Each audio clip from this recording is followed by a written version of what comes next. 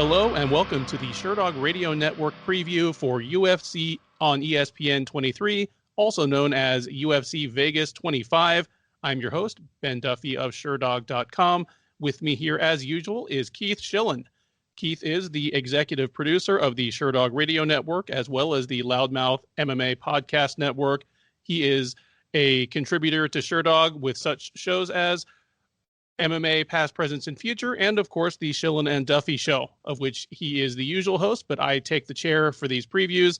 It is my pleasure to have him here. How are you doing this evening, Keith?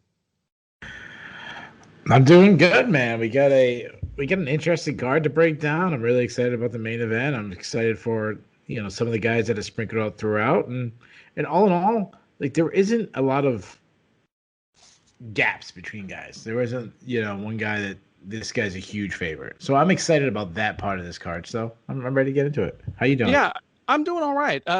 I have no interest in recapping UFC 261 any further. You and I already did 2 hours on that on fight night. But after a card just that big, that kind of electrifying and shocking in some of the results we saw, there's bound to be a little bit of feeling of hangover when you just go back to, all right, it's just another card this week. But I mean, even by the standards of just another card, I'm looking at the undercard here. So 6-fight undercard, 12 total fighters. 1, 2, 3, 4, 5, 6, 7. 7 of them are under 500 in the UFC. Over half the fighters on the undercard are below 500 in the UFC.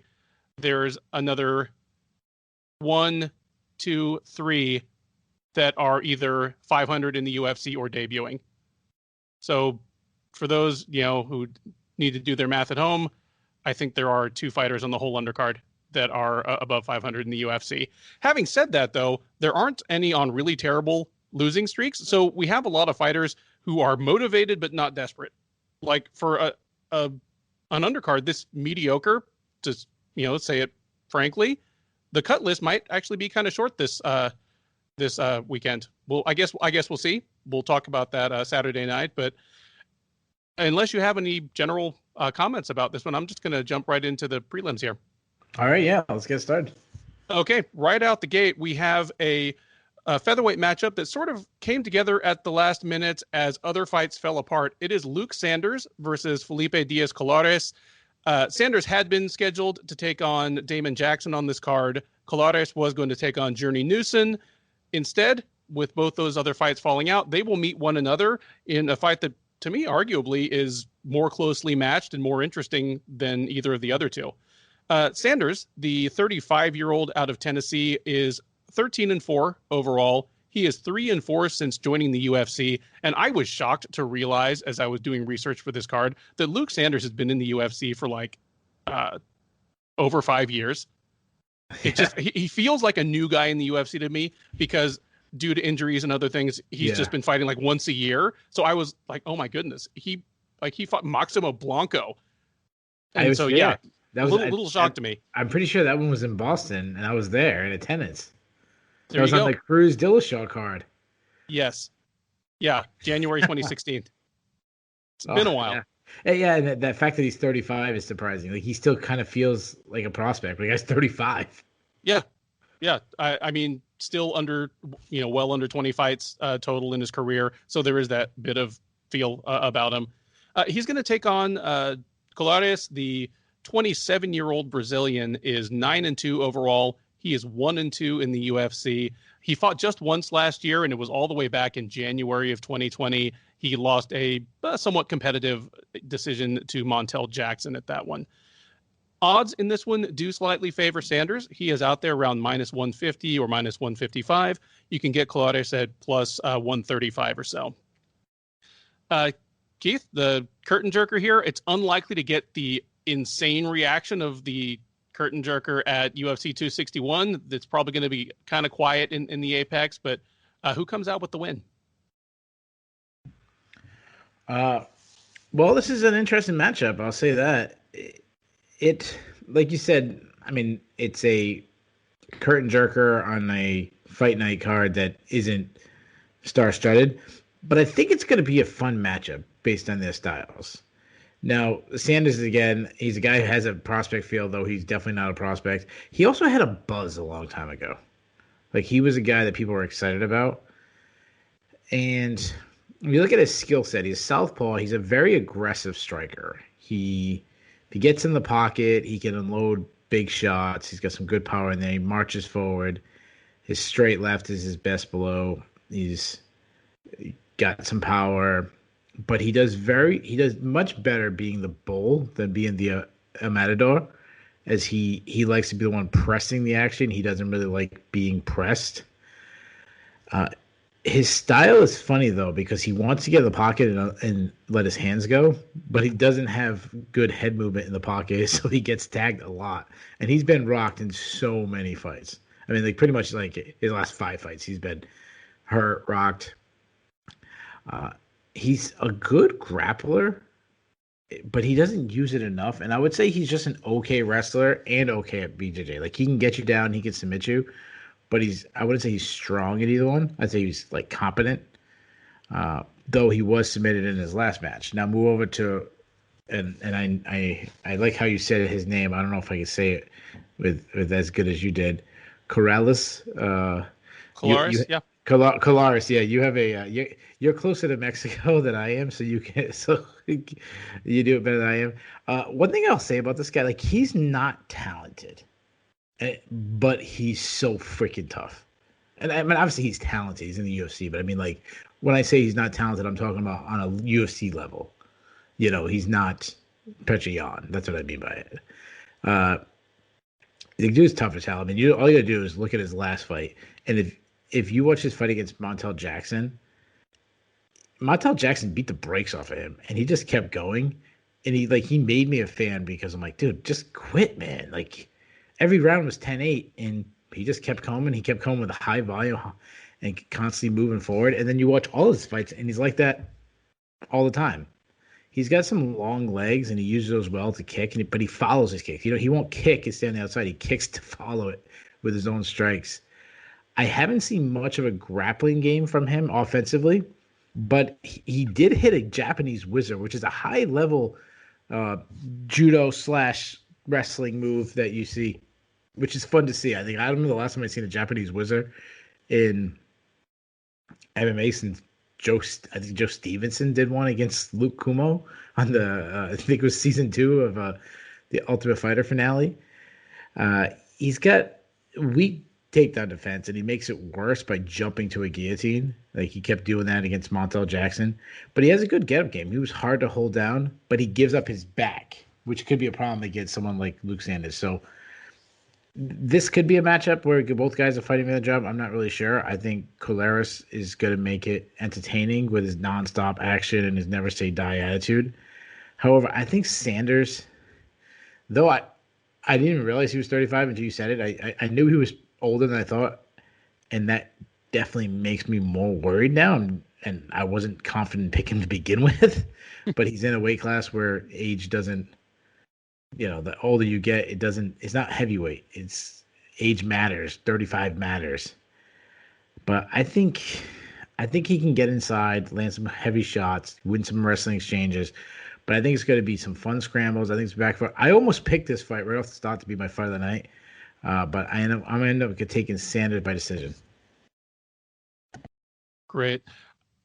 I feel a lot of the same things you do here. My concern with Sanders, I mean, other than the fact that he is now moving into his mid-30s in a lighter weight class, that he's been injured, you know, and that his game has run on plus athleticism, you know, a lot of the time. My other concern with him is he sort of has an off button. When I look at his losses in the UFC, they're usually fights he was winning. And you mentioned that he's very hittable, that he takes a strike that either just ends the fight or changes the whole complexion of the fight. Like most recently, I thought he was handling Nathan Maness. And then Maness came out in the second round, lost maybe the first 30 or 45 seconds of that round, then just hit him with like kind of a hook or something that rocked him a little bit. And it was all downhill from there. And he couldn't recover. Maness was all over him. And I feel the same way about, his early loss to Yuri Alcantara. I thought he was winning that fight until he lost it. Hani Yahya is the only guy I can think of that just ran straight through him, and that's Hani Yahya. Luckily for Sanders, Colares, he hasn't shown me that he has that in his arsenal. Like, even if he hit Sanders a few times, he's not a huge puncher or kicker. He's much more of an opportunist on the ground. So I'm with you. Give me Sanders in a fun, entertaining fight here. Probably a lot of kind of scramble heavy groundwork because Colares is like Sanders will shoot takedowns and Colares will accept them probably by grabbing a guillotine and just jumping the guard, like you said. I'm picking Sanders not to actually get tapped by any of those, spend some good time on top, maybe get swept a few times. This should be a real fun one, but give me Sanders by decision as well. Next up on the UFC Vegas 25 prelims, it is Greece versus Canada as Andreas Michailidis and KB Buller both seek to rebound from losses in their respective UFC debuts. Michailidis, the 32-year-old Greek, is 12-4 overall. He is 0-1 in the UFC, having debuted at UFC on ESPN 13 last July and gotten beaten to a doctor stoppage between rounds by Modestas Bukauskas. He'll be taking on Buller. The 29-year-old Canadian is 8-1 overall. He is 0-1 in the UFC, having debuted last October at UFC Fight Night Moraes versus Sandhagen and gotten knocked out in short order by Tom Breese. The odds heavily favor Michailidis here. He is minus 250, where Buller is around plus 210. I look at these two guys, and I see some general similarities in their game. They're, both strikers by preference. Michailidis, more of an outstriker by preference. Buller, in spite of being like such a tall and lanky light heavyweight, is more of a come forward guy. Comes forward, likes to, pressure for the counter. I saw a lot of feints from him in the very brief appearance he had against Breese, where basically it was a 2-minute fight. He won the first minute and he lost the last minute. But I am not sure that Buller, I don't think he's good enough to make his game work against UFC light heavyweights is the easiest way I can put it. I don't see that at this point in his development based on the few fights in Canada I saw and the one fight against Breese. I'm not sure he's UFC material at this point, where I do still hold out hope that Michailidis is. Michailidis, he ran into Modestas Bukauskas in his debut, a guy that wants to do mostly the same things, but is taller, greater reach. And while I don't think Bukauskas is any great shakes either, he at least had a few UFC bouts under his belt and just was more comfortable in there. I think maybe if these guys fight in a year, Michailidis beats Bukauskas. I think on Saturday, he definitely beats Buller. If you want to call this the lock of the night, I think he has a pretty easy night of work, and I'm going to say he knocks him out. You know what? I'm going to say he knocks him out in the first round. Buller likes to come forward. He's not going to like what he gets back. Michailidis by first round TKO. Wow. You pulled out the lock of the night early. I love it. I almost pulled out the fight of the night early. But so I'm going to go with Michailidis first, break down him, just because you've been saying his name and it's on my tongue. So I think I can pronounce it correctly. And I didn't want to take a chance of doing Bueller first. I think your breakdown was really, really solid. A lot of the notes that I was going over are very similar notes. Michailidis is not a great athlete. That's the thing that I saw from him. Kind of a thudding kind of guy. Probably a guy in high school, if he was American, he'd be more of the D tackle than the running back kind of thing. but like the D tackle who's constantly has a big piece of grass hanging from his helmet that he won't take out, and it's January and it's -10 outside and he refuses to wear sleeves. I feel like he's that kind of guy. He hits hard, as you point out. You're picking him to get an early knockout. He hits hard. A lot of kicks. A lot of hard kicks. I like that he targets the calf kicks.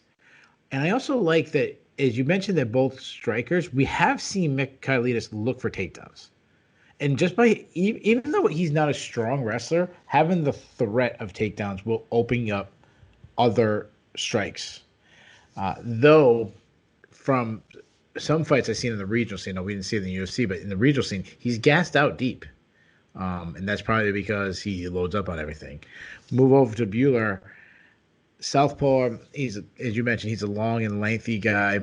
I've noticed through my breakdowns, I talk about how much guys switch stances, and I've been really trying to take out switch stances because it just became such a part of MMA that when I talk about people switch stances, now I'm only going to try to talk about guys who really fight from both stances for long periods of time. And that actually what Bueller does. He likes to switch stances and fight from both, but he's not that good at either stance, if I'm being honest. His boxing needs improvement. He throws a lot of arm punches, not a lot of power. He keeps his hands low, give himself a big target. He's his little stationary target with his chin high. Though he throws a lot of kicks, that's his game. Kicks, hard kicks, but he wastes energy like throwing flashy stuff that don't work. Like he'll do like a spinning wheel kick that misses by 6 feet. Like he'll just waste his energy doing stupid stuff like that. But he's also gassed out himself in fights. I'm not nearly as confident as you as I'm not as high on Michailidis as you are. I think this is a battle where both guys could be fighting for a spot in the UFC. I am going to go with Michailidis because when I look at them, I see Michailidis as a low-level UFC talent. Like he looks like someone who could be on the Contender Series or where he is right now in the bottom of a fight night. I don't really see that with Bueller. Like I feel like Bueller got his contract being at the right place at the right time.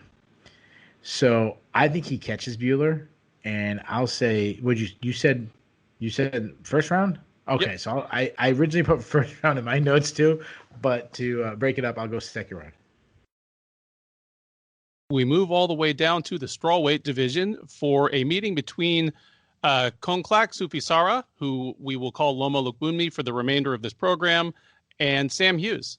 Lukbunmi, the 25-year-old, the first Thai fighter in the UFC, is 5-2 in her brief thus far mixed martial arts career. She is 2-1 in the UFC. She'll be taking on Hughes, who is also 5-2 overall. She's a 28-year-old who is 0-1 in the UFC, having gotten beaten into a corner stoppage between rounds by Tisha Torres back in December.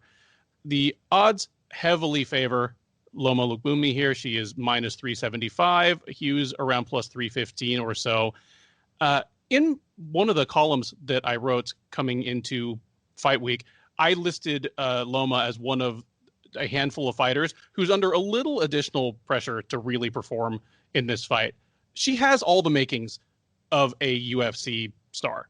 She's a multi-time world Muay Thai champ. She is aggressive and has a fast pace, even by the standards of 115-pound Muay Thai fighters, which is saying a lot. She has just kind of a charming enthusiasm to her, which, it'll only help as she sticks around, if she continues to improve her English. The only part really missing is she needs to beat decent strawweights. And her problem is that she's an atomweight in a division or in a promotion that doesn't have an atomweight division. I mean, we'll be talking next week about Michelle Watterson, who has carved out a surprisingly strong resume in the UFC, despite being a natural atomweight, but she's the exception. Generally speaking, it has been tough sledding for atomweights that have been pulled up to the UFC. I mean, look at Jinyu Fry. She went from being one of the top 3 atomweights in the world to being right on the verge of getting cut from the UFC within about a 2-year span. Like, she probably saved her job last month when she won. I would say, sorry to interrupt you, Tisha Torres probably too. Absolutely. Like, Tisha Torres is one that I just don't think of her as an atomweight because she's been in the UFC so long, but she's tiny. But the point is saying, despite them two girls having success, there's a ceiling to this because of the size advantage. Well, yeah, exactly. Because even if these people, Tisha Torres, who, I mean, she has a brawniness and explosion and physicality to her that a lot of these other women don't. But even if these women survive and hold on to the roster spot, at the top of that mountain is someone like Joanna Jędrzejczyk. Do you know how silly, like, the size differential? We've seen it. We've seen when Joanna has taken on some of these tiny strawweights. And sorry to interrupt you again, Torres has never actually fought an atomweight, I believe. I think we just kind of look at her and say, she'd make atomweight. Yeah, because she looks about the size of, one of them. Anyway, I feel as though this is a bit of a setup fight for her. I mean, Hughes has some potential. She has some bright spots, but really she's been beaten badly by the two UFC level fighters she's fought.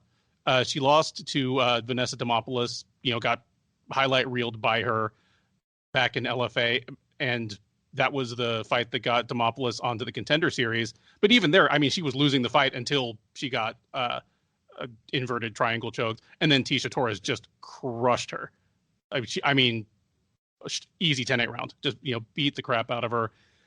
So I don't, even though Hughes is more of a real strawweight in size, I think this is just a bad setup fight. I don't think she's going to be able to just bully Loma around like Angela Hill was able to and stop her from doing what she wants to do. So I'm expecting a Muay Thai clinic from Loma. We're going to see lots of just lightning fast kicks to the legs and body. If they get into the clinch, I don't think Hughes is going to be able to protect herself the way someone like Hill was able to, and she's going to start eating elbows and short punches and knees. I don't know about a finish. I'll believe in Loma's finishing ability against UFC size strawweights when I see it, but give me Loma Lubumyi by a very impressive looking unanimous decision. Yeah. So Loma, the thing about being an atomweight fighting at strawweight is you can use some advantage to it, and the big advantage is having a speed advantage, and that's what you see with Loma. Like, she's already going to be a fast striker based on her background in Muay Thai, but she looks really fast. Like, you take her last fight. I don't know if it was the last fight, but the Junior Fry fight was the one that keeps. I think that was the last fight. I should pull these records up before you because I always refer to fights, and then I'm always like, "That's the last fight," or no, or was like, or was that the last fight I watched today of them? But she's got fast hands. She has fast kicks. She has that, as you mentioned, she has a Muay Thai style. So a lot of her strikes come from the traditional Muay Thai, like, favorites. Like, she loves a teep kick out the middle, which you see a lot in Muay Thai. And she's got a killer plum clinch. Going back to the Junior Fry fight. Junior Fry is, even though she's an atomweight, she's a physically imposing figure. Like, she's got muscle on muscle. She's ripped. She's like the best abs in MMA. Yeah. and she still couldn't get out of the plum clinch because Lubumyi, she gets the right angle. She pushes against the cage. She frames and creates enough space to start landing in close elbows, start landing in close knees, and she brutalized you there. They're not slicing, they're not ricocheting, they're thudding shots. The one weakness is, obviously, you said she can be out-muscled, but it's her takedown defense. Like, I've seen her taken down, and I haven't seen improvement there yet. Now, move over to Sam Hughes. I think I'm a little higher on Sam Hughes than you are. The Demopoulos fight, I actually thought she was winning that fight.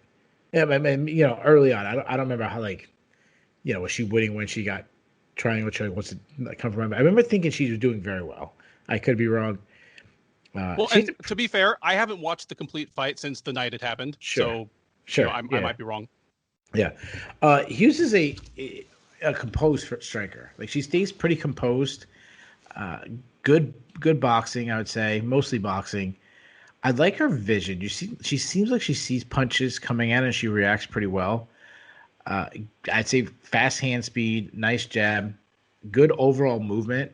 Mix it in leg kicks, mix it in takedowns. But I haven't seen much on the ground from her, either offensively, and then when I've seen her defensively, she got, like you mentioned, she got submitted by Vanessa Demopoulos, who I'm not that high on at all as a prospect going forward. So who do I think is going to win? Now, you're saying this is a setup fight. I don't feel that way, and the reason why I don't feel that way is for one reason only. Now, Lubumyi is over a 3-1 favorite. I mean, she's a massive favorite. However, as you mentioned, she's always undersized, but it might be even bigger in this fight because Lubumyi is a former atomweight. Hughes is a former flyweight. So there actually is a 2 weight class difference for them at one point. Now, I'm not saying she might have been undersized. Probably she was undersized flyweight. That's why she's fighting down. But that's the big thing. Skill-wise, I agree with you. Lubumyi looks like the better fighter. I'm going to go with Lubumyi based on Tisha Torres being undersized and still was able to use her speed. In fairness, Hughes took the fight like that week in her UFC one, it's her UFC debut. Two, it's she's taking on short notice. Three, she's getting Tisha Torres in her debut. So it's like 3 strikes. She didn't have it. But Labume can mimic Torres's speed. She can move her footwork. And in fairness, she probably has a little more offensive tools in the striking realm that Torres doesn't have. And the other thing that stands out to me is when you want to really lean on your size advantage, you go to the clinch. Do you want to go to the clinch against Labumi? It could be a big problem. So I'll take Labumi. I think Hughes is tough. I'm going to say Hughes survives. Give me Labumi by decision.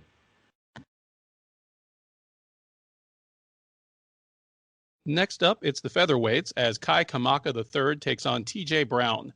Kamaka, the 26-year-old Hawaiian, is 8-3 overall. He's 1-1 in the UFC. He debuted last year. He won his debut over Tony Kelly at UFC 252 in August, then came back and got knocked out in the closing seconds of the second round by Jonathan Pierce at UFC on ESPN 18 in November. Pierce, of course, who appears right after him on this card. He'll be taking on Brown. The 30-year-old is 14-8 overall. He is 0-2 since joining the UFC out of Season 3 of Dana White's Contender Series back in 2019. He lost to Jordan Griffin, getting choked all the way out with a guillotine last February. Came back and lost a unanimous decision to Danny Chavez at UFC 252 in August. The odds are fairly close on this one, but Kamaka is the slight favorite. He is minus 150, minus 155 or so, and you can get Brown on the comeback at plus 135. Keith, who do you like in this one and how? Well, I like the matchup, first of all. This is I almost picked this one as my fight of the night. This is a really intriguing matchup. I think we have some really fun scrambles. I'll start with Kamaka. Kamaka is pretty well-rounded. He fights behind a high guard defense, decent power. He has a wide variety in his attacks. I love that he doesn't just headline it. He will target the body. He makes it a big part of his game.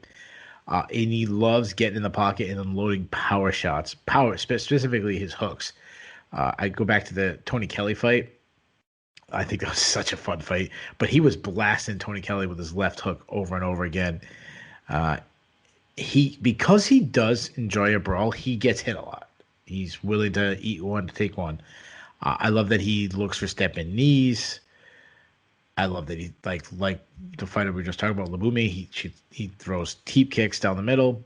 He's also very just physically strong. You see him, he's absolutely ripped. He's shredded. He's a big guy for the weight class. He does have a former background in wrestling. He's an NCAA wrestler. Though he's been taken down by much lesser wrestlers because of his brawling style. Like he kind of wings it. He has a little Dan Henderson in him where he starts letting the hands go and suddenly lesser wrestlers are taking you down. Also, he gassed out against, and he still won, but he gassed out against Tony Kelly. Now, mind you, that was a brawl. That was a nonstop action brawl. And then a little bit in his last fight against Jonathan Pierce is probably why he lost. He started getting taken down by a lesser wrestler and then ground and pounded because he was tired. Now, moving on to TJ Brown. TJ Brown is a guy from the Contender Series, as you mentioned. He was one of the guys I liked in the Contender Series coming in. He's your classic wrestle boxer. He has a short jab. Like, he doesn't really extend up, but it's quick. He uses it more in the pocket. Nice straight right. He's got some power in his straight right. Throws lots of kicks for a wrestler. Likes to sneak in the high kick. Though I think there's a lot of negatives defensively. He drops his hands. He keeps his chin high. He's been seemed to be rocked in every single fight he's been in. He is a solid wrestler. He can catch a kick and take you down that way, or he just has a good reactionary double. He's an entry guy. He's going to come in on your hips and drive. I like that he chain wrestles together, takedown attempts. He doesn't just shoot one shot and give up. He'll, tap the leg, you change your stance, he comes across the other side. Like, he's very good at chain wrestling. You can see he's just a very good wrestler. But when he gets you down, solid top control, he mixes in ground and pound and submissions well. He's not one or the other. And he's a threat on the ground. He's got 9 submission wins with, like, the head and arm triangle kind of being his go-to. This is a really good fight. It's a battle between two guys that when they came into the UFC, I kind of liked both of them going forward. Like Brown's much better than his record indicates. However, I've been pretty disappointed with their performances. Like I feel like even though I just said he's better than his record indicates, you still need to get results. And I feel the same with both these guys. I feel like they're not getting the results. Brown is probably the better wrestler, even though Kamaka comes from a NCAA background. I think Kamaka is probably the better overall striker, and he's a little bit bigger and more physically imposing. Both the guys are inconsistent, so I don't have any trust in this. But man, I'm literally looking at my notes and picking Kamaka, and I go, I don't trust him. I want to go with Brown, and then I'm like, no, I don't want to take Brown. I don't trust him either. So can I pick a draw? Like some weird thing happens and it's no. You know what? Either way, I'm gonna pick the wrong guy. So give me Kamaka. That was what I have in my notes. Excellent. Is that a decision? Yeah, a decision. You know, I see their respective skill sets very much the same way you do. The place where I'm going to differ from you is that while, I mean, Kamaka just looks ripped and he looks like a specimen, I think Brown is going to be the visibly larger guy in the cage. I think he's going to be, I don't know what the reach will look like, but I think he's going to be a little taller, a little broader, just a heavier looking guy. I fully expect Kamaka to win the first round easily. And probably any way he wants. If he wants to keep it on the feet, he's got, faster hands and feet. I think has a more complete arsenal of strikes, and will probably piece Brown up for that first round, especially as Brown just comes straight at him. My question will be if he fades later on, because that makes his defensive wrestling, which already, as you pointed out, isn't as good as it might be for a guy whose offensive wrestling is as good as Kamaka's. Yeah, I'm going to take Brown in this one, and I'm going to take Brown by losing the first round and probably winning the second and the third. If Kamaka gets tired enough, maybe we even get some sort of just like mercy kill finish as he's exhausted on the ground. But Brown is the guy that I feel safest saying is fighting for his job on this card. And I'm picking him to get the thing done and keep his place in the UFC for at least another fight. Give me Brown by decision. So I'm so happy I went with Kamaka so we could have some difference. It would suck that I switched my pick to the same guy you picked.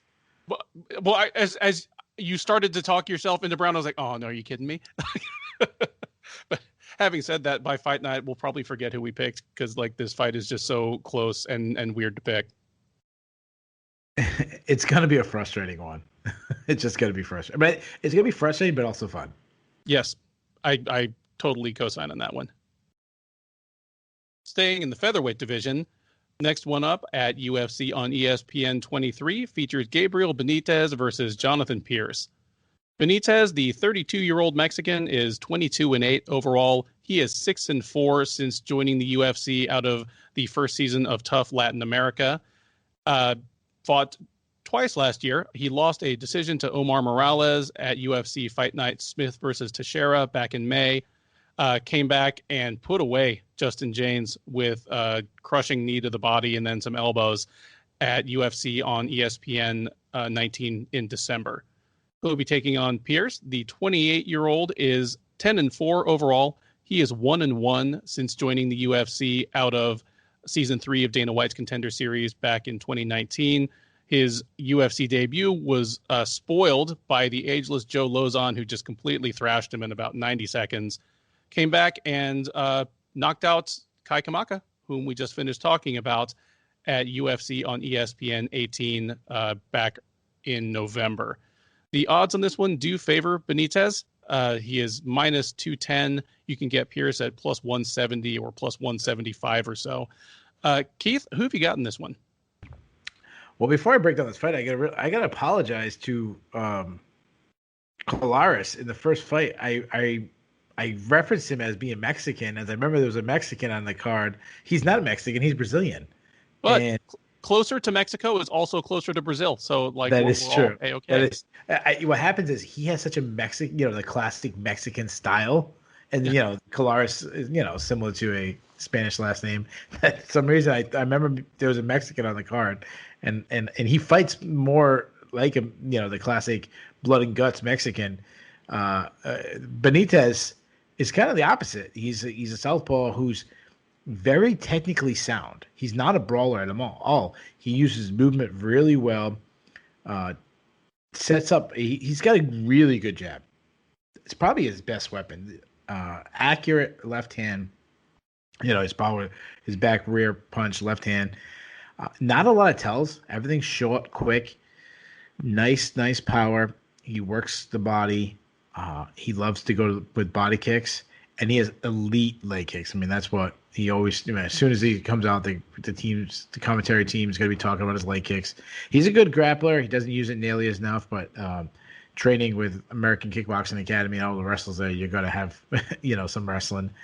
Move over to Pierce. Pierce is contender series guys. I'm very familiar with him.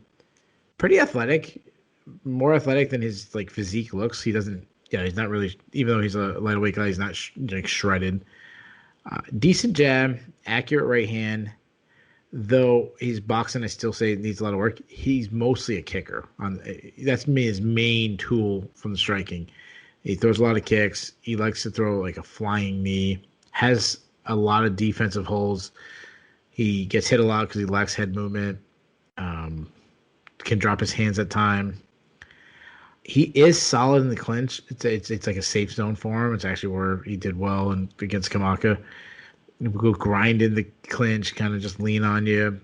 He's got some good violence in the clinch. He's just what's the word I'm looking for? Just a violent, get in there, slicing elbow, knee. He's a mauler. He's a mauler in there. There you go. That's a good word. The mauler. Yeah, he's a grinding mauler. He'll give you that short Charlie horse, with the knee to the leg. He will look for body lock takedowns. That's where his wrestling comes in, not necessarily on entries. I've seen him do a lot of lateral drops on the regional scene, which will not work in the UFC, especially the higher he goes up. But I would say his wrestling is okay at best because he's limited in his attacks. Once he's on top, he looks to pass guard. Busy ground and pound from on top. But if he's taken down, he gives up his back to get up, which is obviously very dangerous. And his cardio is questionable. He has slowed down in fights, even fights on the regional scene, that he was much better, than the guy he was going against. So we've been talking about the odds, and we always give out the odds for the card. And it's funny because I'm looking at the odds, and for this card, the biggest favorite, I think, is Sean Strickland. No. Oh, Luma Lubukbe. Sorry. And honestly, I don't, and I've been saying a lot of the fights need to be closer in the odds. This is the one I think it needs to be a bigger gap. I think Gabriel Benitez should be close to a 3-1 favorite. I just can't get past Jonathan Pierce getting smoked by Joe Lozano in 2019. That still sticks in my memory, maybe because I was there in attendance. I think Benitez is going to style on Jonathan Pierce on the feet. I don't know if he doesn't turn up the volume enough at times, and I don't know if he has a killer instinct to put a guy away, but I think it's a unanimous decision. I think he gets multiple 10-8 rounds, and this is my lock of the night. Give me Benitez by decision. Yeah, Benitez, I'd said off the top, or in the first fight, that I was kind of surprised at how long Luke Sanders has been in the UFC. Every time Benitez fights, and I kind of go scrolling back, I'm like, man, he was on the first season of Tough Latin America. He's been in the UFC for almost 7 years now. It's I just feel old when I think about that, because I think of him as part of that very first crop of guys coming out of that very first season of Tough, and now he's been in the UFC for over 6 years. I love your breakdown of his striking. Great southpaw jab, great low kicks. I see routes to victory for Pierce. Like you, I like his clinch. He's got a good tall man clinch. He understands his advantages in leverage when he gets to the clinch, and I think part of the reason for his offense from there is that he feels relatively safe there. He knows he can get an arm or a leg free to punch, elbow, knee, more easily than the guy he's kind of leaning on and crushing with pressure. But between Benitez being defensively sound, between him having a evidently better gas tank, and probably just being better most places than Pierce, I'm feeling the same you are. I don't know if I see a finish here, although if Pierce gets tired sooner than I expect and Benitez just kind of keeps rolling at his deliberate pace, maybe he does get a stoppage late, but give me Benitez by a pretty lopsided decision as well. The featured prelim at UFC on ESPN 23 features the newest addition to the strawweight division against possibly the most experienced fighter in the strawweight division, as it is Luana Pinheiro meeting Randa Marcos. Pinheiro, the 27-year-old Brazilian, is making her debut. She appeared on Dana White's Contender Series in November of last year, knocking out Stephanie Frausto in the first round. She is 8-1 overall. She'll be meeting Marcos. The 35-year-old Canadian is an even 10-10-1 overall. She is 6-9-1 in the UFC. And after a span of several years where she basically alternated wins and losses, she is on a 3-fight losing streak, the first losing streak of any kind in her career. Although in Amanda Ribas and Mackenzie Dern, the first 2 losses there were perhaps excusable, but she lost a pretty straightforward decision to Kanako Murata at UFC Fight Night Felder versus Dos Anjos back last November. The odds do slightly favor Pinheiro, the debuting fighter here. She is out there at minus 175 or so. Marcos at plus 155. The problems I see here for Marcos are she does well in fights where she has a grappling advantage and where her opponent does not have too much of a strength and athleticism advantage. But that being said, Pinheiro was kind of a tough ask for her because she is a strong woman, just physically strong, explosive athlete, and she is a high-level judoka. Like, this is exactly the kind of fighter who's going to be able to chuck Randa Marcos onto the ground, and then Marcos won't be able to get like a nifty submission or sweep off her back to take control of the fight back. Marcos is probably a more polished striker than Pinheiro at this point. She's always been a pretty willing striker. She's still not a great one, but based on what I've seen out of Pinheiro so far, she might be better than Pinheiro, but I just don't think it's going to matter. I think Luana Pinheiro is going to crash the pocket, put her hands on her, chuck her on the ground, and Marcos is, still super tough, super wily. She is a very good grappler. Like, she's, even if she can't tap someone out, she's generally good at taking care of herself on the ground. The people who have tapped her out, aside from, like Courtney Casey, which, hey, it happens, and then Mackenzie Dern, who does that to everybody. So I can't pick a finish here, but I'm picking Pinheiro to look real good in her debut, make a great impression, and it'll be just us wondering kind of what's next for this much needed new face in the 115-pound division. Give me Pinheiro by a lopsided decision. Wow. Yeah, I definitely agree with you saying when we talk about the way to beat Marcos. She needs to have a wrestling advantage or just be stronger, and that's, I don't think it's going to be the case in this fight at all. Now, on the feet, Marcos is I'm saying an average striker. Nothing really jumps out to me. It kind of has mostly a boxing style. She does generate some power because she sits on her punches a little bit, and she fights in blitzes. She does good to come into her range, unload a combination, and get out. And she throws combos too. But she can win in the clinch. She can get in the clinch. She's physically strong. And she's an okay wrestler. She's not Tatiana Suarez. Sometimes she'll shoot and get stuck underneath and kind of get beat up there. And you can take her down. She's a weak defensive wrestler, though she's hard to hold down. And she has a low fight IQ. I mean, I don't trust her. I mean, look at her fight against Mackenzie Dern. She grappled Mackenzie Dern. She was initiating grappling, which was the one thing to stay away from. Now move over to Pinheiro. So she has a split decision loss. She only lost in a crowd. I watched that fight. I thought she won that fight. So I just want to put that out there. Uh, it's funny because she got the knockout on the contender series, so people are thinking about her striker, and she's more of a grappler. Her striking is, and I don't want to say it's a weakness because it's definitely not. But it's her like backup plan. But her striking is starting to come along pretty well. I mean, I would still say it's pretty raw, and I've seen her be gun shy at times, like really scared to pull the trigger. But when she works, she's such a good athlete that she has natural skills. I mean, she's got good footwork, by the way she moves, fast hands, good. I'd say in the pocket, like her when she gets to her range, she's pretty well. She doesn't have layers to her striking. Like she still needs to develop the outside striking and all the way in. But that mid one is with that bag range where you work the heavy bag. It seems like she probably put a lot of times in the heavy bag. She has decent power. I mean, we saw her in the last fight in the knockout.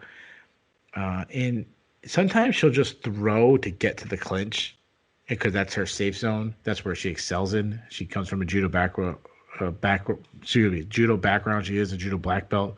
She's a high level judokan. She'll beat you up in the clinch too. She'll dirty box you, and then once you start thinking about the strikes, that's when she'll step across the hips, throw. She will miss something. She's willing to try things, and that happens from a judo background. But when you miss a throw, you give up your back sometimes. So you got to watch out for that. But she's very good at winning scrambles, even when she does give up her back. And she's a submission threat in just her short career. She already has five first round submissions. I'm kind of down on Marcos. I mean, she's 35. She looked terrible in the last three fights. In fairness, she did face some high level competition. Like she fought some pretty good girls. But I feel like she's declining and Pinero's on the rise. And as long as Pinero doesn't get out wrestled, which I don't think she will, I think Pinero wins. I say she lands some good shots in the feet, and I also think she wins the takedown battle. So give me Pinero, give me getting this is a tough matchup in her UFC debut, but I think she gets a unanimous decision. The main card opens up with a flyweight matchup with Poliana Botelho taking on Luana Carolina. Botelho, the 8-3 32-year-old Brazilian. She's 3-2 in the UFC. Fought just once last year, losing a unanimous decision to Jillian Robertson at UFC Fight Night Ortega versus Korean Zombie back in October. She'll be taking on Carolina, the 27-year-old from Sao Paulo, is 6-2 overall. She is 1-1 since joining the UFC out of the first season of Dana White's Contender Series Brazil. She won her debut by unanimous decision over Priscila Cachoeira, then lost via a alarming and scary knee bar to Ariane Lipski last July at UFC Fight Night Figueiredo versus Benavidez 2, where she appeared to be the last person in the building to realize how much danger her knee was in.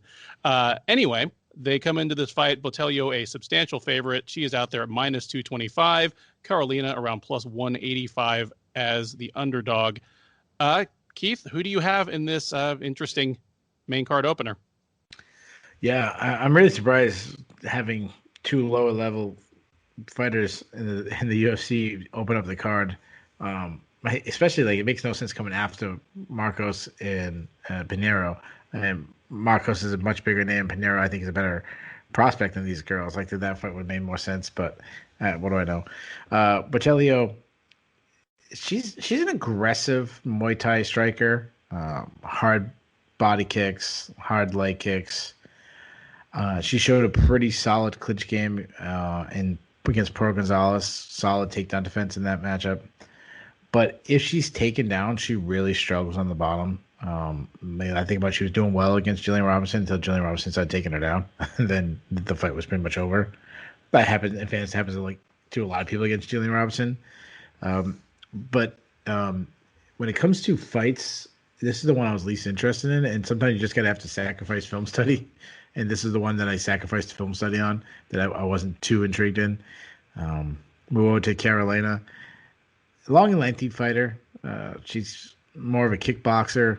She likes to outbox. She wants to be on the outside and use her range. She likes teep kicks to keep her distance, hard leg kicks.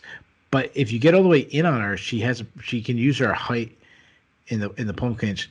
But if you get her to the ground, as you mentioned, she's really bad on the ground. Like she looks like a fish out of water.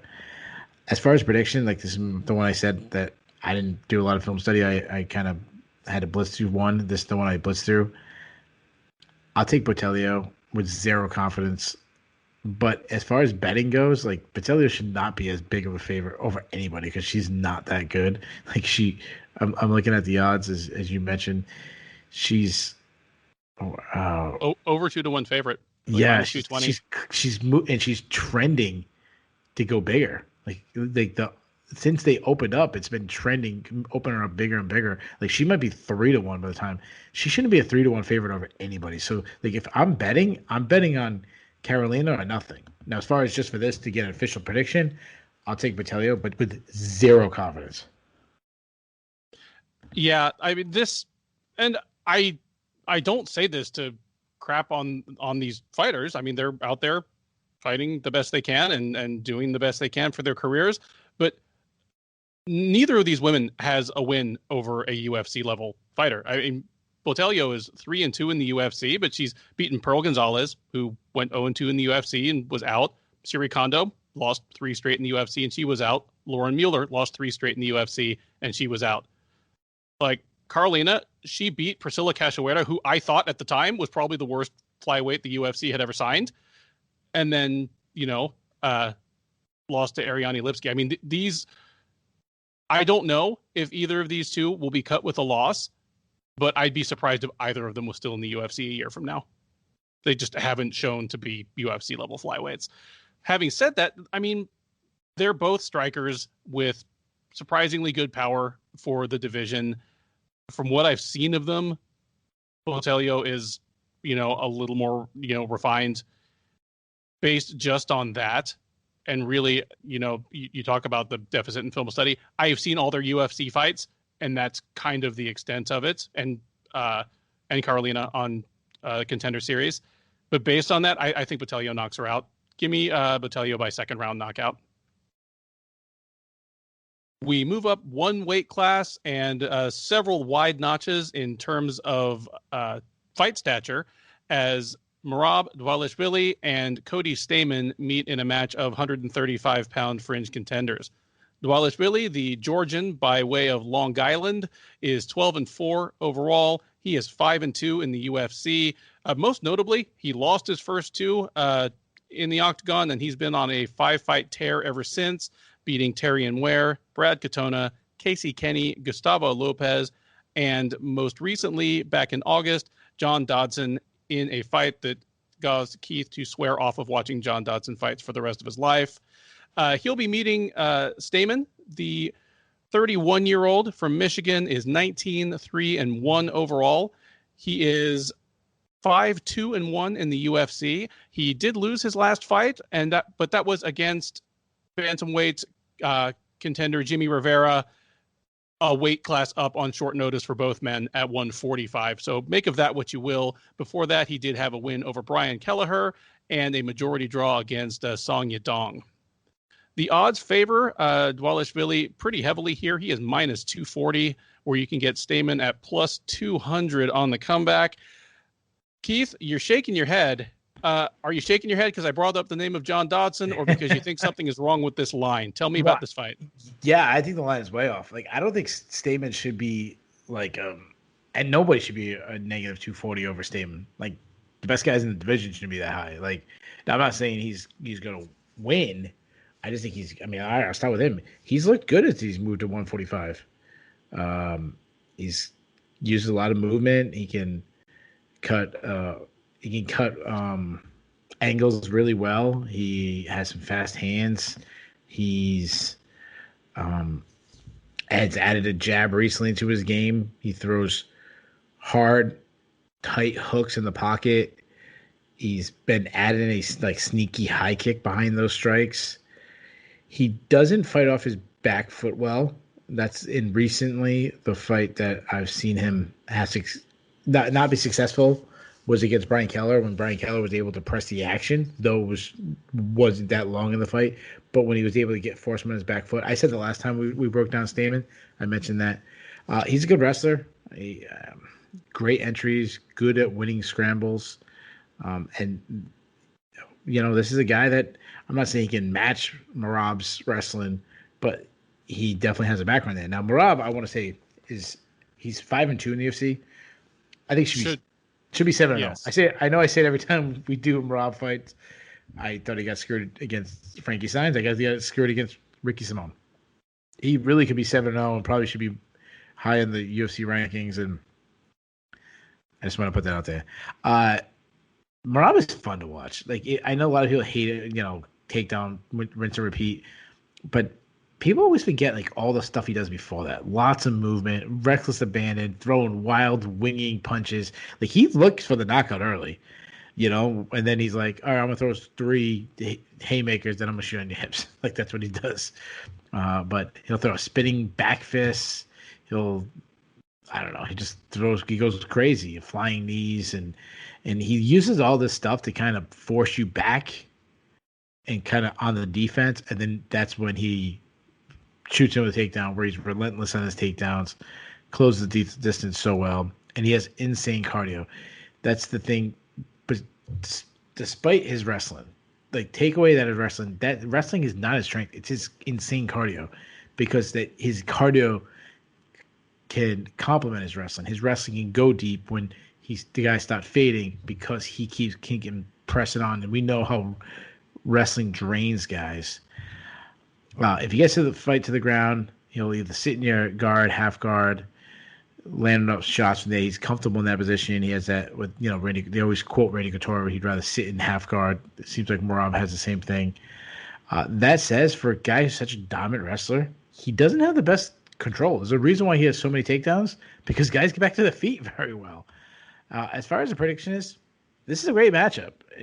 I think it should be a pick'em. I really do. I think it should be a pick'em.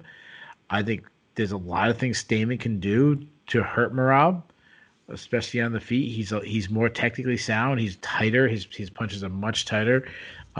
He's one that could probably put Merab on his back in the wrestling exchanges. However, I don't know if Stamen can keep up with the cardio. Can he fight off the takedown defense, the takedowns for 15 minutes? Can he do that? I don't know. I haven't seen anybody able to do it yet with Merab.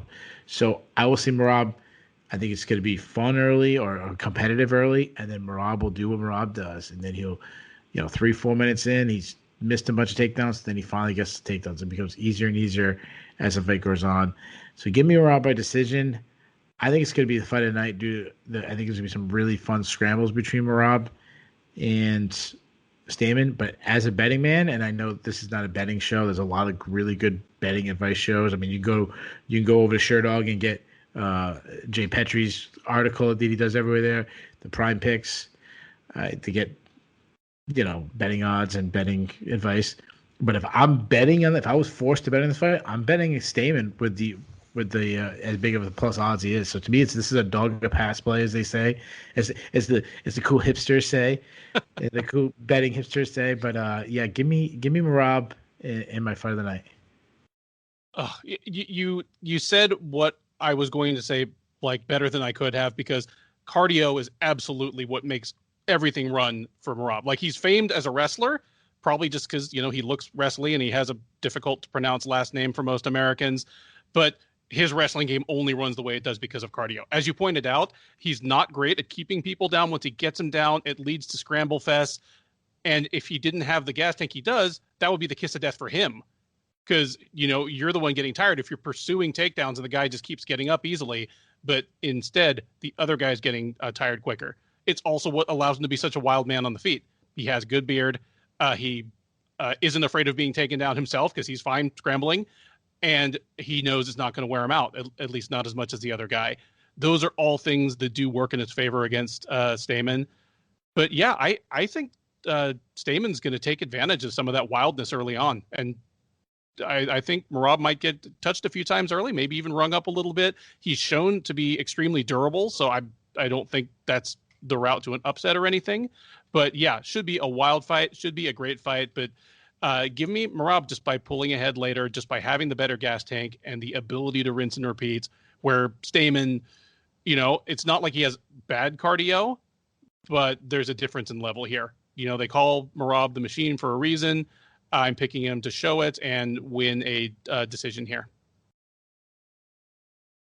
Next up, it is middleweights and a battle of two men who have come roaring back from obscurity to be factors in this division again. It is Sean Strickland against Krzysztof Jotko. Strickland, the 30-year-old, is 22-3 overall. He is 2-0 since coming back from a serious motorcycle accident that took him out of the sport for almost exactly 2 years. He showed back up on the UFC's Halloween card last fall and took a unanimous decision over Jack Marshman. He then turned around 2 weeks later and knocked out Brendan Allen in a 195-pound catchweight fight. Allen himself, one of the best prospects in the middleweight division. And with that, Strickland announced his presence in the UFC once again in emphatic fashion. The story of Jotko, not quite so dramatic, but just as impressive in its own right. Jotko, the 31-year-old from Poland, is 22-4 overall. He is 9-4 in the UFC. And 3 years ago, he was riding a 3-fight losing streak. And this at a time when that usually meant a pink slip in the UFC. But since then, he has won 3 straight over increasingly tricky opposition in Alan Amadovsky, Marc-Andre Barrio, and most recently, last May, Eric Anders, whom he beat via unanimous decision at UFC on ESPN 8. The odds in this one do favor Strickland pretty heavily. He is minus 250. You can get Jotko as the underdog at plus 210 or plus 215 or so. Keith, who do you like in this one, and how do you think it plays out? Yeah, I'm intrigued by this one, and this has some sneaky relevance to the middleweight rankings. Has a little sneaky relevance to the Sherdog rankings, where the winner of this matchup could be taking one of the spots on the Sherdog rankings. I'm assuming, you know. And you mentioned that Sean Strickland beat Brandon Allen. That was a good win when it happened, but it has aged great, recently, as Allen looked great just last week. Strickland's a kickboxer. He's a guy that for a long time we always heard about how talented he was, but never lived up to it. And now we kind of starting to see him live up to it. Now, beating Jack Marshman, yeah, that's a great win. But beating Brandon Allen the way he beat Brandon Allen, that's opening your eyes. He fights very well from 2 distances, either on the outside where he can work all the way in like a clinch area. He's good in those 2 ranges.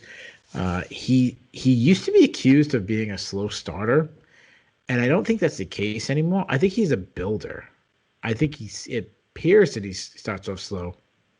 I just think he likes to set traps, find the openings, and then he picks up the volume once he knows what's going to land. And that's what it seemed like he did, especially against Jack Marshman in their fight. He's got a really good jab. I would put it on the elite level, at least his last 2 fights. Got some solid power. You see the shot that crumpled over Brandon Allen. They're just short, not a lot of tells, straight shots. And he's a good wrestler. And in the clinch, he can get in the clinch. He can work in the clinch. He can grind you in the clinch. And he's got some good wrestling and got some good grappling, though we don't see it enough because, especially recently, his striking has been so on point. Then move over to Jotko, southpaw. I would say he's pretty fast, pretty athletic.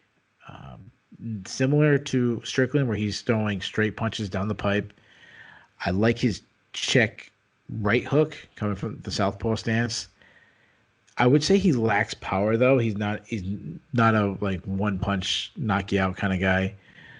He's been rocked several times. He's been around the block for a while. He's got a lot of miles on him. He doesn't like being pressured, and he doesn't handle pressure good at all. He will actually back right up to the fence. It's a terrible technique, but he likes to get in the clinch. So if he can use that, them over pursuing to help him close the distance, then it would actually work out for him. He likes to grind in there. We've seen him spend, it seems like hours in the clinch. He did it with the Eric Anders fight and the David Branch fight and stuff, and just get in the clinch, and that's because he has good hip control. He controls his hips and his opponent's hips pretty well. He got a couple of leg sweeps in there, and he's good at winning scrambles and scrambles too. Now, who am I picking to win? I like Strickland. He looks so good lately, and even though Yako's on a little bit of win streak, he hasn't been that active compared to Strickland lately. It seemed like not only is Strickland looking great, his confidence seems really building. He wants to be out there as much as possible. He wants to make up for missed time, and I think he has a speed advantage. I think he can avoid the clinch. I think he can use that jab not only as offense, but use it as his first line of defense. When someone's trying to close a distance, you jab him in the face. It's kind of hard to get through. And I think he'll start touching with the jab, start touching the jab, hiding that right hand, and then he's going to land that right hand, which will obviously be open even more against Southpaw. And I think that'll be the kill switch. So give me Strickland. Give me to knock him out in the second round. I love what you put out there about kind of Strickland's offense on the feet. One thing that I love about him since he's been back, I mean, for one thing, when somebody comes back from an injury that takes them away for 2 full years and their knee just got completely shredded, first thing you want to know is, well, I mean, can you still move on your wheels? Clearly he can. The thing that I like even better is that it appears to have sent him up to middleweight for good. Because really, Sean Strickland has always been dazzling in moments, but his UFC career is really the story of 2 different Sean Stricklands. Yeah, I mean, he's 9-3 in the UFC, but really he's like 4-3 at welterweight and like 5-0 at middleweight. Like all 3 of his losses, and none of them are bad losses. I mean, Santiago Ponzinibbio, top 10 guy. Eliseo Capoeira, top 10 guy, at least at the time. He was like in the middle of a 7-fight win streak. And Kamaru Usman, that's it. And he still, beat like the Court McGee's and Nordine Talebs of the world. Sorry, who did you say? Who was the third guy? Kamaru Usman.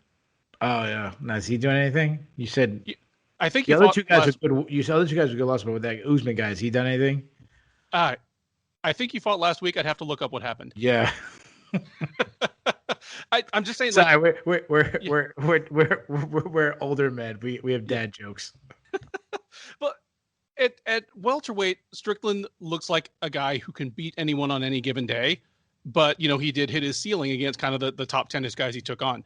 At middleweight, that's simply not the case. His power still carries over, as you pointed out, and his speed advantage is even greater, if anything else. And I just don't feel as though he's even at a strength disadvantage there. He's still like kind of a tall, rangy guy. I mean, I know he's just like 6'1", but he just looks like he should be taller than that. He's got a wingspan on him, and I think he's a even better middleweight than he was a welterweight. So I'm glad to see him kind of buckling in there. And as nice of a story as Yatko has been, Strickland just has all the advantages here. I think the speed differential on the feet is going to be stark. I think the power differential, Yatko can load up and knock someone out, but Strickland has that just effortless power that just comes from mechanics and good technique. Just you can tell that everything hurts. And I think, as you pointed out, he's a builder. I think that's part of why, because just 2.5 rounds of just regular kickboxing with the guy just leave you marked up and hurt, and you're just feeling all of it. What round did you say? I went second round.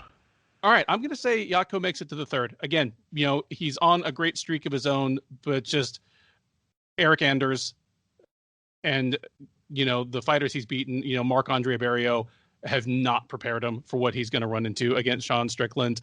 I expect that after a round or so, he's going to be reduced to trying to get this thing to the ground any way he can. It's not really what he's built for, and he's not going to be able to do it to Strickland. Strickland knocks him out in the third.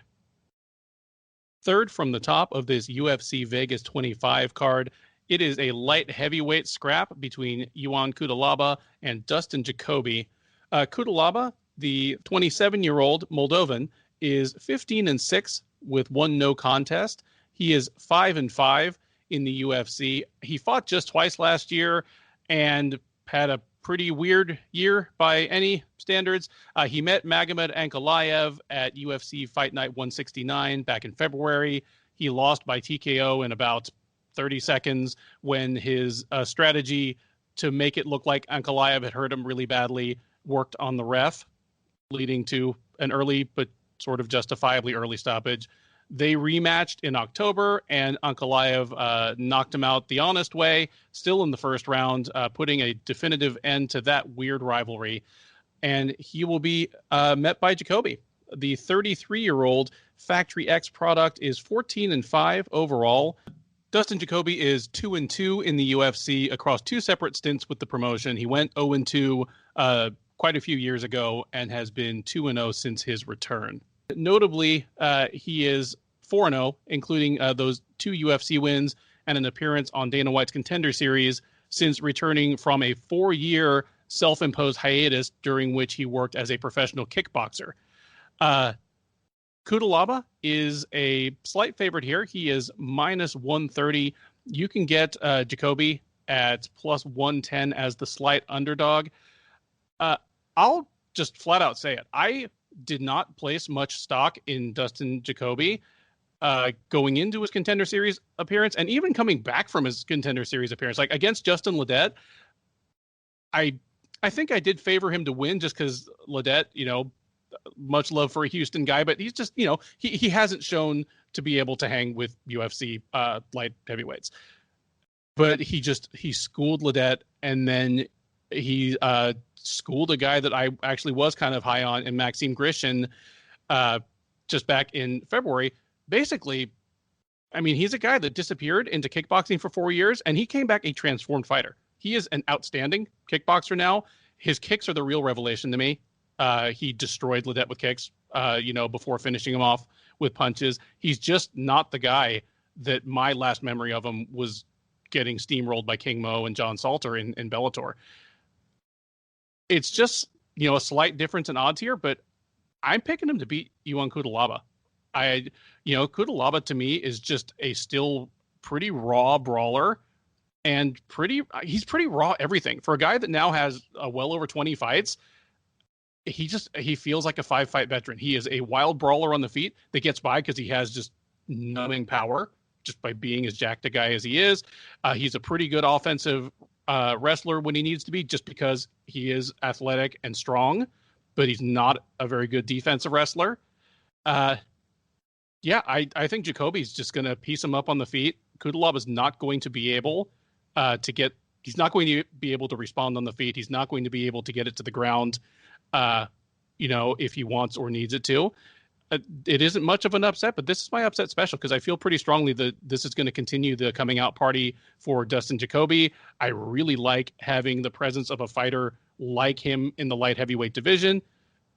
Even though he's not young, he feels like a fresh face. We're desperate for people that have not already fought everybody else in the top 15 or 20 fighters.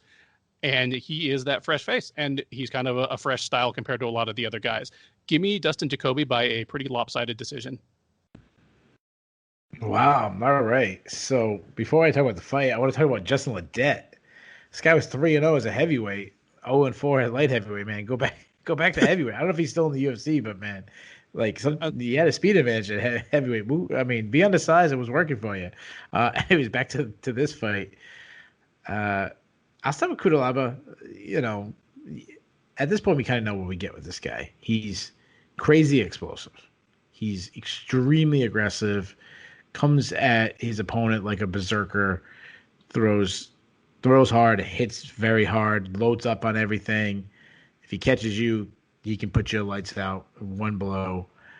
But he gasses himself out because he's constantly trying to finish the fight. And I don't know if he gets paid more money if he finished it quicker, or if he's, I don't know. I feel like he's like a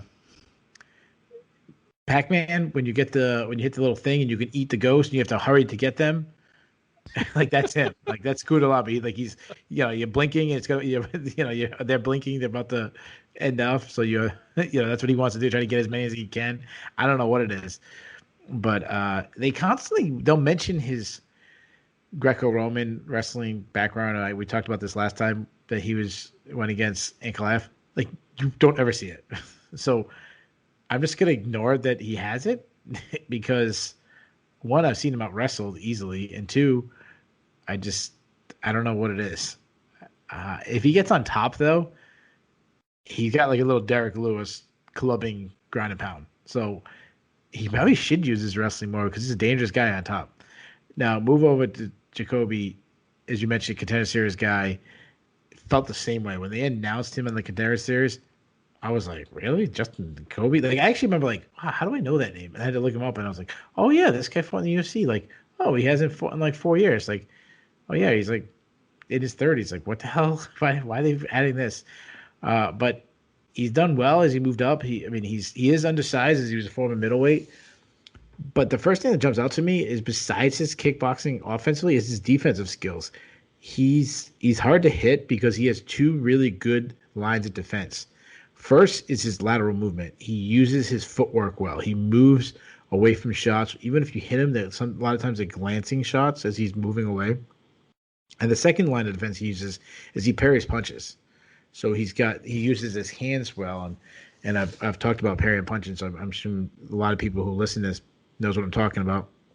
If you don't, hit me up on Twitter, and I'll try to explain what parrying punching is. But and then on the offensive side, he's very, you see his glory kickboxing experience. He cuts angles when he attacks. He doesn't come straight on the line. He'll throw his lead left will be on the straight line, and then he's cutting to the right to throw his right. Jab, as we've talked, kind of been a theme tonight. A lot of really good jabbers on this, guys who throw jabs. He's one of them. Everything comes off his jab. He sets up the jab, then the straight punches come right down the pipe to follow. He throws combinations. I love that he just touches with it, and then when an opening, that's when he unloads. And that's where you see the highest level of boxing. You see that in boxing all the time. Guys don't load up on everything. They touch, and then when they explode, like a guy like Canelo Alvarez, he doesn't throw hard every single punch. And then when it's there, then he unloads. But also, he's got a whole kicking game, too, especially the calf games. He goes after the calves. Go back to the Justin Ledet. Your boy Justin Ledet took him out with leg kicks. He was kicking his calf out. It only took like 2 or 3 minutes, and he was done. As far as on the ground, it's been a long time since we've really seen him challenge on the ground. But when we did, he was a weak wrestler. But he had a pretty good get-up game, and guys struggled to keep him down. So as far as prediction goes, this is going to come down to Jacoby if he can handle the 3 minutes balls to the wall style of Cutelaba. And that is, to me, is a huge if. Like that, I'm not glazing over that. Like if Cutelaba runs at him and knocks him out in like a minute, that would not surprise me. If he knocks him out in 20 seconds, wouldn't surprise me. However, I'm with you, man. I think Jacoby's going to survive it. And then I think Cutelaba is going to slow down. And when you have a high-level striker like Jacoby start jabbing you and leg kicking you into oblivion, it's going to be a scary thing. And I wouldn't be surprised if he stops Cutelaba with leg kicks. I'm going to say he does. You went with the upset special. This is also my upset special, as I've also taken Mr. Dustin Jacoby, and I'm going to say he stops him with leg kicks. We now come to the co-main event. It is a featherweight scrap featuring the veteran Cub Swanson versus the red-hot up-and-comer Giga Chikadze. Swanson, the 37-year-old Californian, is 27-11. He is 12-7 in the UFC. Most recently, he has been on a 2-fight winning streak. He defeated Kron Gracie by unanimous decision at UFC Fight Night Jędrzejczyk versus Waterson back in October of 2019. And then just this past December, knocked out Daniel Pineda in the second round at UFC 256 Figueiredo versus Moreno. That snapped a career-long 4-fight losing streak for Swanson. Granted, all 4 fighters during that losing streak were top 10 fighters, and several of them, like Brian Ortega and Frankie Edgar, were more like top 5 fighters. But nonetheless, he has come back from possibly the brink of losing his job to be right in the thick of things again. And he is in the thick of things against Chikadze, who, somewhat quietly, maybe just a step behind the Kevin Hollands and Khamzat Chimaevs of the world, was one of the sports breakout stars of 2020. He came into the UFC at the end of 2019 and has won 5 straight fights since then. He defeated Brandon Davis, Jamal Emmers, Erwin Rivera, Omar Morales, and most recently, last November, James Krause. Not that James Krause, the other one, but he knocked him the hell out in about 4 minutes. Interestingly, this is a guy who lost on the second season of Dana White's Contender Series and obviously did not get a contract at the time, just kind of dusted himself off, took 2 fights in Gladiator Challenge out in California and made his way back to the UFC, on his own steam. The odds do slightly favor Chikadze here. He is minus 180 or so, where Swanson is plus 160 if you like him as the underdog. Keith, we were just talking, off air about this before we started recording that, you're high on Chikadze. So am I, but I think you might even have a little more enthusiasm for his game than me. And then it's hard not to root for Cub Swanson, a guy who's been at the door, so many times. And, who have you got in this one? Is Swanson a live dog? What's your thought here? Yeah, this is a tough fight because I think it's a tough fight because there's 2 things. One, we haven't really seen Chikadze tested on the ground in a long time. So that's obviously a big concern. But also, you mentioned Swanson. He's, 2 for his last 6. And you also mentioned, well, look who the 4 losses were to: absolute studs, top guys in the division, guys fighting for the title. So it's hard to really assess where Cub Swanson is. He beat 2 up-and-comers. So there's not like he didn't take like 1 step below those top 10 guys. He took a big step down. So it's really hard. But more concerning to me than his record recently is that he's 37. Like, that still bothers me because, guys fall off a cliff. And it happens to everybody other than Tom Brady. Like, that's it. And, when I look at his skills, there's still a lot of skills I like to see. I mean, this is a guy who truly can strike from both stances. He's always had great footwork. He's always been elusive. He's always been very light on his feet. He's always had great head movement, especially considering he keeps his hands basically down by his waist, so he needs that head movement to be on point. He's had a high output. You think about the Korean Superboy, the fight he had with him, that was just nuts. And one of the greatest fights up there, top 5 all time. He's got sting on his shots. I wouldn't say Cub Swanson is a heavy hitter, but he's got sting. Like, if he catches you clean, he's going to hurt you. He might not put you out, but you're going to take a step back. He's always been impressive. Like, Cub Swanson is one of these guys who's got so many skills, but he's never – it's weird that he's always been like the next tier down because he's got some high-level skills. He's one of the best guys at striking backing up. Like, he can land. It's a rare feat, and he's one of the guys who can do it. He's always attacked the body. And then he's so freaking tough. It's Cub Swanson. I mean, he's got to be in the fight no matter what. Even the guys that are much better than him, he's going to make it a fight. He's got great heart. He's a good grappler, though he's not a wrestler, and he has been taken down by high-level wrestlers, and he struggled to get up. But when he's on the offensive side, he's pretty good. But we don't see it all. Like, the offense happens when he's scrambling with somebody. Namuva Chikadze, extremely highly decorated kickboxer. You see that instantly. He's light on his feet. He is a counter striker, and he's so well at feinting to draw out the attacks. And he's so poised. He's so calm. He sees everything. And he feints with his hands, his shoulders, his hips. Like, he does everything. He really sets him up. He's a master at what he does. And he's a sniper with his accuracy. He also can strike from both stances. He has fast hands. He's got a sting jab. Like, his jab is not just a rangefinder as some people. He has, as Josh Gersh was talking about last week with Kamaru Usman, he has a stinging jab. Like, he hurts you with his jab. He can put you out with his jab. And his overhand right, he'll start having you worry about the jab, and then his overhand right is just an absolute kill switch. It's and then what I love about him is he has 2 levels to it. He throws it from 2 different ways. So you never really know it comes. He'll throw it straight down the pipe, fast, short, not able to tell, or then he'll kind of dip and just almost whip it over the top. They get overhand right, like a we think about overhand right, we think about like Chuck Liddell or something. It's tighter than that, and it has like a whip to it. And he does it. So he attacks from both sides. You never know what angle that right hand is coming from. Kicks to the body. He'll attack the body with kicks. And we keep hearing about his improvement in grappling. that he's been, really, really focused on his grappling. I don't know. Last time I really saw him on the ground, he looked terrible. Brandon Davis was kind of giving it to him. Brandon Davis looked like Royce Gracie. But in that time when he ended on top, he actually beat up Brandon Davis from ground and pound. So as far as the prediction goes, I mean, if Cub Swanson, and this may be the case, like this might be when we see it. If Cub Swanson really press the action to get to the ground, then I'd feel much confident in picking Cub Swanson. However, I haven't seen it enough.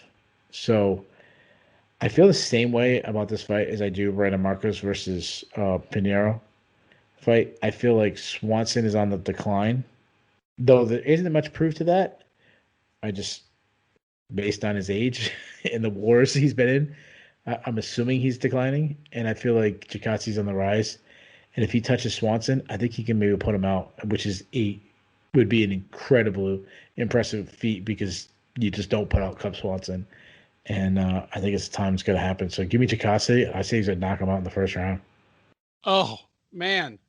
Stealing all my thunder. I should have gone first here because I'm also going to step out on a limb and basically call for something that we've never seen. I mean, everybody obviously remembers the Jose Aldo double clutch flying knee knockout of Cub Swanson. It's really what put Aldo. It's what vaulted Aldo into a star, at least to the hardcore fans that watch WBC. Decade ago? It was a decade ago. Yeah, and it's still to this day the only time that Cub Swanson has been knocked out, which is incredible. He's not some chinny dude. Yeah. Well, you talked about the Du Ho Choi fight. He's been in some absolute wars, and that is still to this day the only time he's been knocked out with strikes. I've actually been kind of impressed by Swanson's return, like his 2-fight winning streak, because as we both just discussed, I mean he's only been cleanly knocked out once, but he's always been a guy that could be caught on the ground. I mean, he lost a bad fight to Jens Pulver by first round submission that he had no business losing. That was supposed to be like a get him over moment for Swanson. And against Kron Gracie and Daniel Pineda, he just wasn't ever in any trouble there. I mean, Kron Gracie, one of the best grapplers of this generation. And then Pineda, a guy who was a rightful underdog, but he has the grappling equivalent of the puncher's chance. He is a venomous, aggressive, submission-first grappler who's caught a lot of people that on paper he shouldn't have, and Swanson has navigated all that with no problems. Against Chikadze, yeah, all the advantages on the feet here, I think, go to Chikadze. If I knew that Swanson was going to commit to getting this fight to the ground early and often, I might feel differently about it, but I think he's probably going to test his chances on the feet, and he's not going to like what he gets. I think Chikadze is going to hurt him early. He's going to get Swanson, rung up, out of sorts. I don't know about first round. I'm going to go with second round. But yeah, give me Giga Chikadze to just drop Cub Swanson by an accumulation of damage. And then, I mean, it could be the Frankie Edgar thing where he jumps on him, softens him up, and chokes him out. But it being Giga Chikadze, I'm just going to say he's going to jump on him and finish him with strikes. Give me Giga Chikadze by second round TKO. With that, we come to our main event, a light heavyweight scrap featuring Dominic Reyes and Yuri Prochazka. Reyes, the 31-year-old, is 12-2 overall. He is 6-2 in the UFC. Both of those losses have come in his last 2 fights, however. He lost a unanimous decision to John Jones last February at UFC 247 in a very close fight that many observers thought Reyes won. He then came back and fought Jan Blachowicz for the title vacated by Jones at UFC 253 in September and did not fare nearly as well, getting busted up by legendary Polish Power in the first round and knocked out in the second. He will be taking on Prochazka, the 28-year-old from the Czech Republic and former Ryzen Fighting Federation light heavyweight champ, is 27-3-1 overall.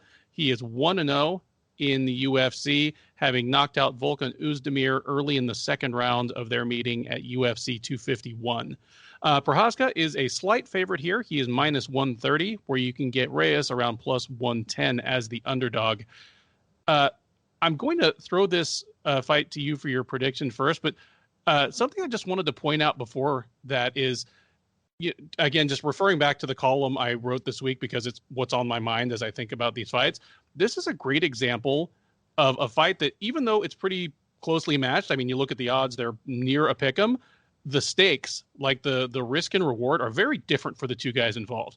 If Yuri Prochazka beats Dominic Reyes convincingly on Saturday, he might well be fighting for a title in his next fight.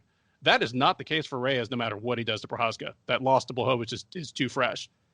Also, because Prochazka came over to the UFC with a Ryzen belt over his shoulder and a 6-fight win streak over pretty much UFC-level fighters kind of hanging from his belt, even if Reyes beats him, Prochazka's probably taking on another contender 4 months from now.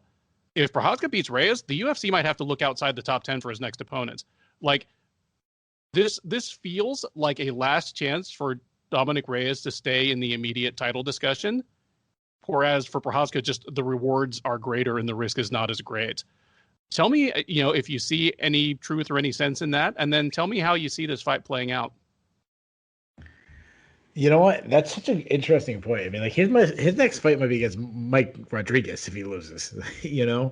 And think about how compelling that is, considering just 2 fights ago he fought John Jones for the title in a fight that 2/3 of the media. I looked at it. 2/3 of the media scored it for. I thought Reyes won.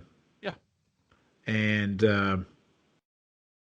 I would say you said media as majority of fans. It would have been, not we throw a historic upset, so it would have been that, but not even just that. It would just been a crowning jewel of a moment because John Jones is going to lose. It's going to be the Fabricio Verdum taking out Fedor Emelianenko. That was we thought was the moment. It's a really good point. He's fighting for relevance in the division hard. Now, who I think is going to win this really, really intriguing matchup. It's one of the headlining fights that I've been really excited for a while because I really don't know how it's going to play off, and I feel the weight of what's going on in this matchup, and I love that. I'll start with Reyes. He's a great athlete. He really is. He's very, very athletic. He moves so well. Very explosive. Southpaw. Good attacks. He attacks with kicks, attacks with punches. He's got a deadly left hand. He handles pressure very well because he has a similar game to Conor McGregor. He has a step back game, fade back game, however you want to say it. He'll use your pressure to get. He uses his big, he's got big long legs. He can kind of step back, and then he steps back and then springs back forward with his powerful left hand that I said was deadly. That's what he did to Ovince St. Preux at the buzzer. It's what he got Chris Weidman over pursuing on. That's his number one weapon. But he also has tons of kicks, and he's got power in those kicks. He got power in his hands. He got power in his kicks. I mean, think about what got him on the UFC radar. It was that high kick in the LFA. He does really well because he's got long legs and he's so quick and athletic. He does really well at darting in and out of the pocket very quick. He has slowed down at times. I mean, we saw him slow down against Ovince St. Preux. He's been hittable, and we saw that against Jan Blachowicz. He backs straight up. We saw that against Jan Blachowicz. He can be too left-hand happy. We saw that against Jan Blachowicz. He doesn't like to fight in the clinch. He prefers fighting from range. But he did show enough against John Jones that it's not necessarily a weakness or it's just not a preference. He has at times overthrown his punches, which leaves him to be taken down. But if you get in on his hips, he does feel it used to be a weak takedown defense. Now it's been a strength of his. I mean, I think about when he was taken down. Even though it was extremely briefly, he was taken down by Chris Weidman. He was taken down by Volkan Oezdemir. He was taken down by Ovince St. Preux. He was taken down by Jeremy Kimball. But what I love about him is it seems like he's addressed that. John Jones tried over and over again and couldn't take him down. And he's added a Travis Brown style elbows to his game, which is huge for a guy of his height. We haven't seen much of offensive wrestling, though he does have a little bit of a wrestling background. When he has been taken down, he's scrambled back to his feet. Um, he's still, it's weird because he's got so much talent, but he still feels like a raw product. Like he's all athleticism and speed, which is the case. That's something that can in an instant be done when you lose that. Like we've seen it with guys, someone like Shogun. Like once you lose that just a split second of speed, it's like a house of cards. Pull one card out there, everything's gonna fall when you rely on that. Move over to Yuri Prochazka. It's funny because he's so different in his style. He's very unorthodox. He uses a lot of movement, not just movement laterally with his feet, but a lot of like upper body shoulder movement. He's very herky jerky. A little bit of Keith Jardine, not saying exactly like the same similar, but I mean he uses a lot of movement to fit, and they're not shoulder rolls. They're just like weird things he does. He switches stances a lot. When he commits to attack, and I think this is this kind of distraction. I think he just kind of stays busy. What am I gonna do? What am I gonna do? What is he gonna do? And then suddenly when he strikes, it surprises you. But when he commits to attack, he really sits on his punches, which generates big power, which puts guys out. I mean, what we saw against Volkan Oezdemir. He will go to the body. He keeps his hands low though.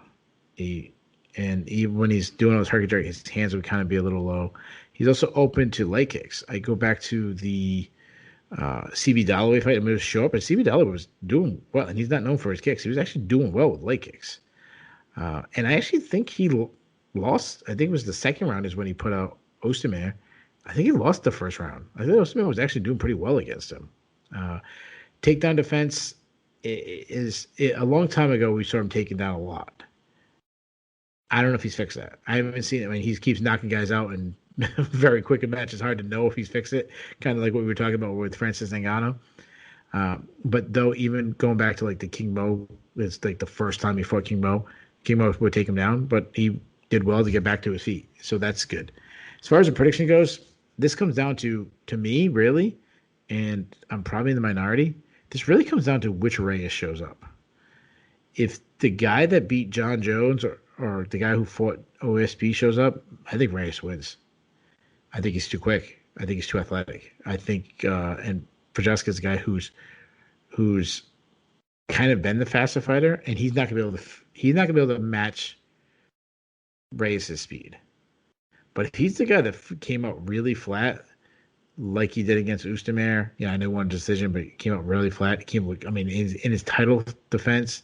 I mean, sorry, that's how much I thought he beat John Jones. I call it title defense. In his title matchup against Jan Blachowicz, he looked really flat. If that guy shows up, Prochazka's gonna smash him.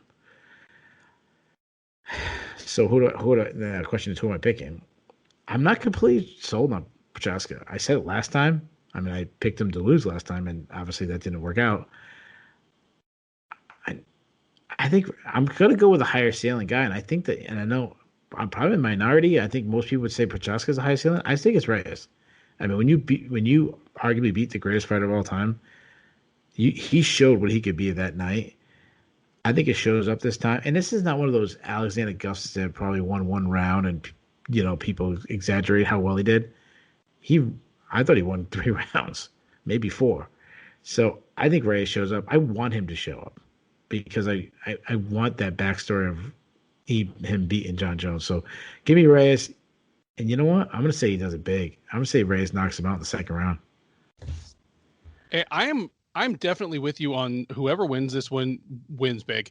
Like if the best Reyes we've seen shows up, I think he's going to expose the holes in Prochazka's game that nobody's really shown him up for yet, at least recently. I mean, he got out wrestled by King Mo like 6 years ago or something, but if the wrong Reyes shows up, yeah, either way, if I were a betting man, I would take this on, finishes before the start of the third round. It's just hard for me to pick that Reyes to show up. I loved how many times in a row you had to say, like we saw in the Blachowicz fight, because I feel as though in about 6 minutes he just showed so many deficiencies in Reyes's game. Like even before the actual knockout, like how badly he marked him up with kicks that Reyes couldn't. I mean, he couldn't get out of the way of, which, I mean, if you're in the right range, it's kind of hard to get out of the way of a body kick, but never countered in a way that made Blachowicz stop throwing them. Yeah, like, God, like I just wanted to curl up in the corner and cry when I saw like the bruising on Reyes' side, which was just instant. That is something that Prochazka can do. I'm disturbed by the Oezdemir fight because even though what we see now is just that highlight where he completely flatlined him, you're right. Oezdemir won the first round, and even that doesn't bother me that badly because Oezdemir is another guy who at his very best is a top 5 level fighter, but just doesn't show up sometimes. But when he hurt Prochazka's reaction was just to swing wildly and try to get it all back. If he does that against Reyes and Reyes is poised, he's the Reyes who becomes a sniper as he's backing away from someone rushing at him, Prochazka's going to be face down in the first round. Again, I just don't know if I'm picking that to happen. So we both seem to agree on kind of what the general dynamic is. You're picking the right Reyes to show up. I'm picking the wrong Reyes to show up. Give me Yuri Prochazka by round 2 TKO, and he goes to, I think it'll be 25 knockouts in 28 career victories or something. But yeah, the train keeps rolling. And while there are some eras where he might not have gotten to a light heavyweight title shot, he's going to be the right guy at the right time, the fresh face, the finisher. And yeah, Prochazka wins, and for all we know, is fighting for a belt next. Let me ask you this question before we hang up. What would be better for the UFC? And I'm not saying they're rooting for someone, but I'm saying generally speaking, as a promoter, sure, you kind of something. I would slightly say Reyes. You know, he's a bit of a charismatic figure. I mean, there's a reason that he's in Toyo Tires commercials, even though he's never actually won a title. He is a magnet that might pull John Jones back into the division. Like if Dominic Reyes is wearing the UFC light heavyweight title and he can say, hey, I think I beat you. Most of these people think I beat you. That's the kind of thing that could pull John Jones into a mega fight. The UFC's got to like that, but it's not like they lose if Prochazka, does well. Like, I think it's fairly win-win for them. Yeah, I agree. All right. Well, that will conclude the Sherdog Radio Network preview for UFC on ESPN 23, Reyes versus Prochazka. We certainly appreciate you listening. For Keith Shillan, I am Ben Duffy.